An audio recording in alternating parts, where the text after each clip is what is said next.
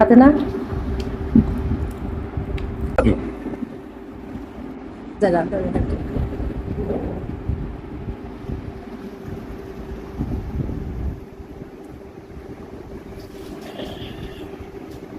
এখন একটু কথা বলো। কি খাচ্ছ? কি বলবো? মানুষ কি মনে করবে যদি বলি মত করবে না বিশ্বাস, না এটা বলে ফালতু অ্যালার্জি। কথা না বলে কি খাচ্ছ সেটা বলো, কি বানাই দিচ্ছি সেটা বলো। কি বানিয়েছে তুমিই জানো। কেমন লাগছে দেখি, কালারটা দেখি। অ্যালার্জি। তোমাকে অ্যাপেল জুস বানাই দিলাম এত কষ্ট করে। টেস্টি।